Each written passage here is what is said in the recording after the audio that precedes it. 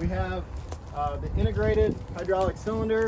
The hitch is moved here and pivoting at the rear axle, so it ties all of that together in terms of auto path and being able to put that strip where the planter is going to go next year. And so as we look at one of the things that really has been an impediment for folks to want to get into strip till is the execution of it. So it's been tougher to execute in the past. And so as you look at the technology that we offer with AutoPath, an integrated steerable hitch, and all those things that make the execution of the process much more simpler and much more repeatable, to have a precise application of your nutrients and go back and be able to plant on top of that. So that's a key benefit as we look to providing a whole solution. So on the front here, you can see the scales, you can see the integrated hydraulic powered air compressor that's powering our pneumatic downforce and our air adjust row cleaners. Moving back along here, we have our stainless steel meters. They are split into two sections, so we have two 8-row sections on them, dual bin, so we can do independent product, or we can chain the bins and provide a blend through both tanks as well. As we move on back here to the row units, we can talk through that a little bit.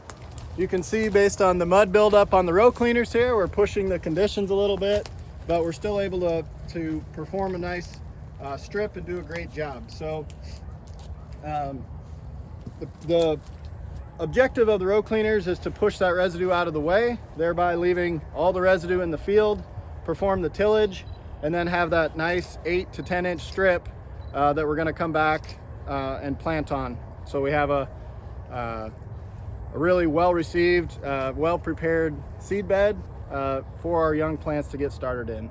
So we move on around the back side here.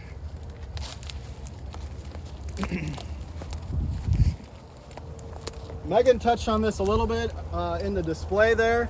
If we look at the front part of the row unit here, we do use the pneumatic down pressure to control the depth on an individual row basis. Up front here we have the lead coulter that's gonna do the initial fracture of the soil. And then behind, this is a coulter machine, so it's got these two coulters that trail side by side. They're gonna be doing a vertical tillage to excavate the soil, throw it in the air, and then get it prepared for the seed bed. Right in among those coulters, we're delivering our fertilizer. And so we're gonna do a demonstration here after we do the walk around, and you'll be able to see this in action. Behind that, we have the containment coulters. So these large containment coulters are a key piece of what makes this machine very forgiving and very adaptable to these various conditions. So all that dirt that's being thrown up is captured by those containment coulters, and it's dropped right back down nicely in a nice clean strip. And then behind that, we have our rolling baskets that are going to help condition the soil. This is a round bar offering here, and we also offer the flat bar berm builder options as well. One thing that we touched on was the ability to have precise control of our rows that are not in the wheel tracks and the rows that are also in the wheel tracks. So if you notice the different colors of air hose on here, the black air hose, that's wheels that are rows that are not in the wheel tracks, and the blue hose controls the wheels that are in the wheel tracks. And what that enables us to do, it's two separate circuits right from the cab. We can adjust based on the performance of those. So an operator would look back, understand the relationship of the parallel arms, and adjust those wheel track pressures, or all the pressures, accordingly to have it operating consistently throughout the field, to have a nice consistent job performance.